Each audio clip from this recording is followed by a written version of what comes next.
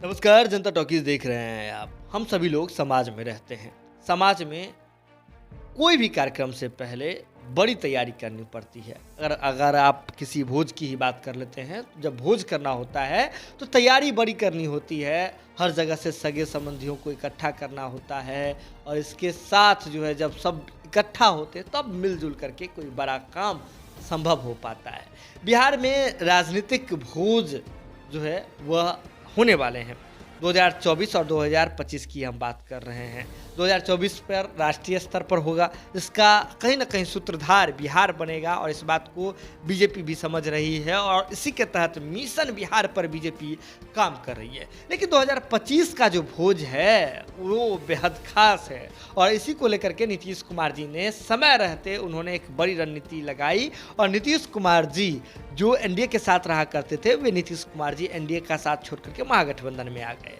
महागठबंधन में मुख्य रूप से अगर देखें तो जनता दल यूनाइटेड, राजद के साथ साथ हिंदुस्तानी अवाम मोर्चा और वीआईपी को भी ले लेते हैं, कांग्रेस है, इसके साथ वाम दलों का समूह, मतलब बहुत सारे दल जो हैं वे साथ हैं, यानी कि सगे संबंधी इकट्ठा हैं। तो इकट्ठा है तो भाई भोज भी होना है 2024 और 2025 में। लेकिन जब ऐसा हो कि जब तैयारी आप कर रहे हो, भोज की तैयारी कर रहे हो, यानी कि रोड शो करना हो, अपना मजबूती से अपना प्रदर्शन करना हो और इसी के बीच में अगर बयानों में भिन्नताएं आ जाए, रिश्तों में दरार पड़ जाए तो क्या होगा? भोज की हंडी चढ़ी की चढ़ी रह जाएगी।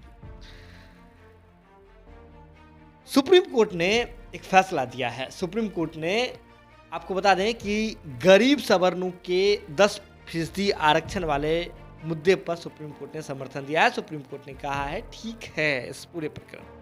तो ऐसे में अगर देखें तो अब जो है इसी मुद्दे को लेकर के महागठबंधन में एकजुटता की कमी साफ तौर पर दिख रही है।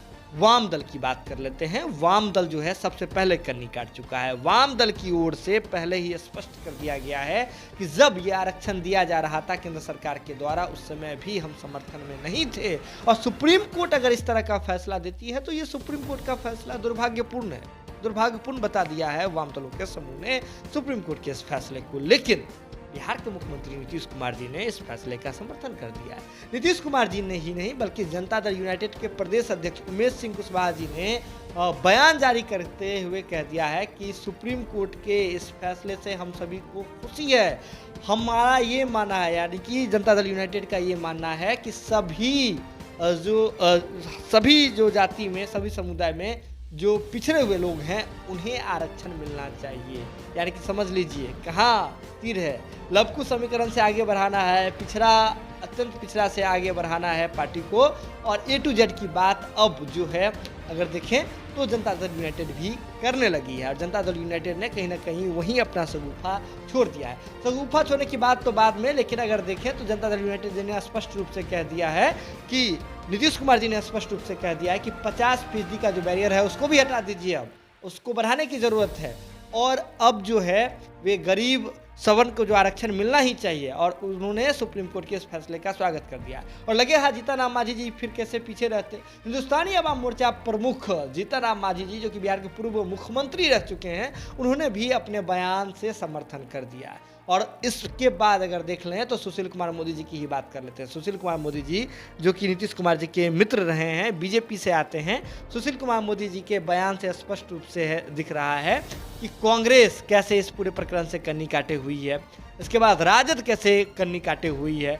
मनोज झा जी का आपने बयान सुना होगा, कैसे कन्नी काटे हुई है इस सुप्रीम कोर्ट के फैसले से। यानी कि स्पष्ट रूप से दिख रहा है कि महागठबंधन में आपसी तालमेल की कमी नजर आ रही है। सुप्रीम कोर्ट का एक फैसला आता है गरीब सवर्ण के आरक्षण संबंधित, जिसे मोदी सरकार ने लागू किया था 10% आरक्षण वाला, और इसके बाद महागठबंधन के घटक दलों का जो तालमेल है वह डिरेल हो जाता है, बदल जाता है, बिगड़ जाता है। अब यह देखना दिलचस्प होगा कि यह महज एक बयान तक ही सीमित रह जाता है या फिर दिल में एक घाव का रूप ले लेता है, क्योंकि जब दिल के अंदर घाव होना तो नीतीश कुमार जी बहुत दिन से छुपाए हुए थे। अरुणाचल प्रदेश वाला घाव, मणिपुर वाला घाव, बहुत सारा घाव छुपाए हुए थे। 2020 के चुनाव वाला घ, जिसके बाद नीतीश कुमार जी को कहना पड़ा था कि कौन साथ था कौन साथ नहीं था, यह पता ही नहीं चला।